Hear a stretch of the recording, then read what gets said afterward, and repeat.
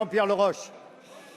Merci, Monsieur le Président. Ma question s'adresse à Madame Ségolène Royal, ministre de l'Écologie, du Développement durable et de l'Énergie. Madame la ministre, créée par le gouvernement Fillon, l'écotaxe a été repoussée à plusieurs reprises en raison de la complexité des modalités de mise en œuvre envisagées. En effet, le décret d'application initial avait été publié le 6 mai 2012 par l'ancienne majorité, alors que la conjoncture économique était déjà celle que nous connaissons actuellement.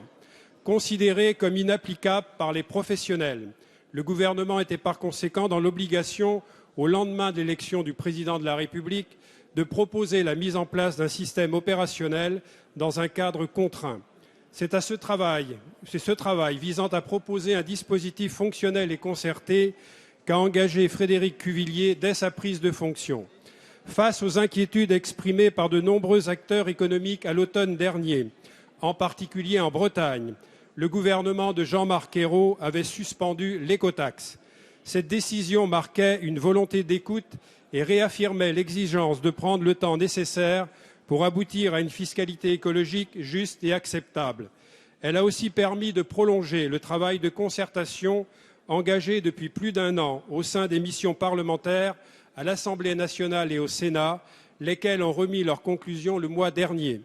Il convient d'ailleurs de saluer ici les rapporteurs de ces missions, M. Jean-Paul Changuet et Mme Virginie Claes, qui, par les travaux qu'ils ont conduits, ont contribué à la définition d'une solution pérenne.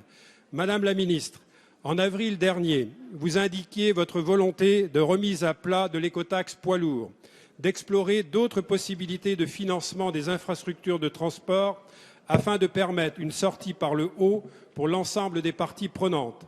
Ce week-end, vous avez annoncé la décision du gouvernement de remplacer l'écotaxe poids lourds par un péage de transit poids lourds.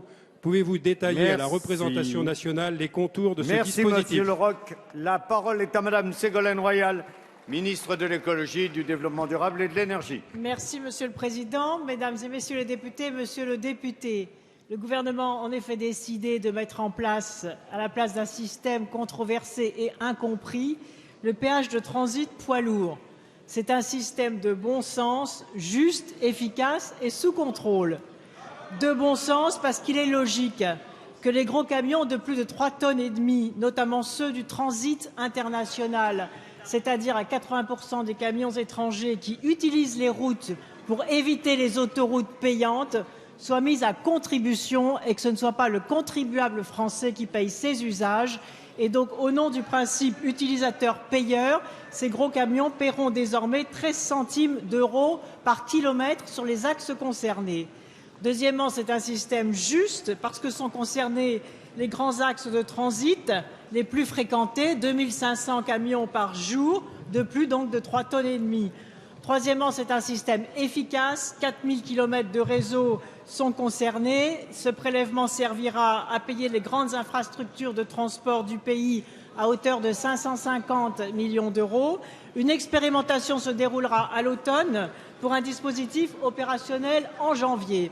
Enfin, c'est un système sous contrôle car la société Ecomove, avec laquelle, vous l'avez rappelé, le gouvernement Fillon avait signé un marché exorbitant, sera mis sous contrôle, pouvant aller jusqu'à l'entrée au capital de la puissance publique afin que le rendement de ce péage soit bien massivement orienté vers l'intérêt général de nos infrastructures nationales.